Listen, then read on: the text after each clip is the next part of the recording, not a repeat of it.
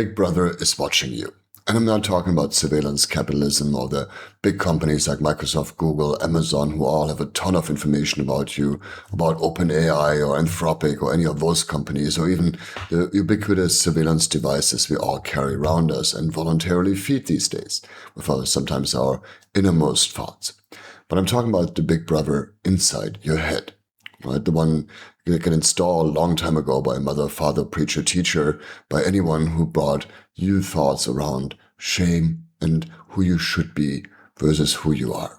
Right? Think about it. As a child, we explore the world, we do all kinds of things, and then we're taught that some things are not okay. Right? Shame is one of those key social control mechanisms. And they live in the voices in your head. Right? If you think about something happens on a physical level, right? There's a sensation that you're experiencing that typically triggers an emotion, right? That comes with that. And then we make up stories. We interpret what emotions we're having, the sensations we're having, and we put a veneer, a layer of story on top of that. Right? And every time you feel kind of guilty or feel especially ashamed, right? This is a function of social control, of the Big Brother you've already installed inside of your own head. You don't need someone to tell you that it's not okay anymore. You're telling yourself, right?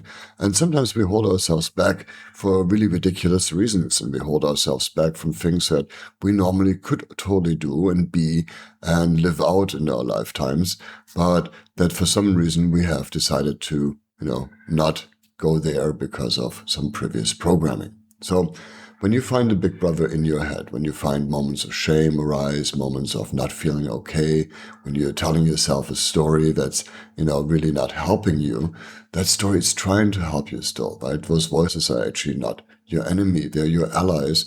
The key is to turn them into that, right? To say, hey, who's speaking right now? And what are you really trying to tell me?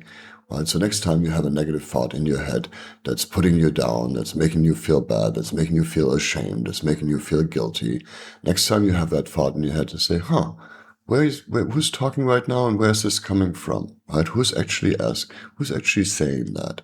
Am I saying that? Am I speaking to myself right now?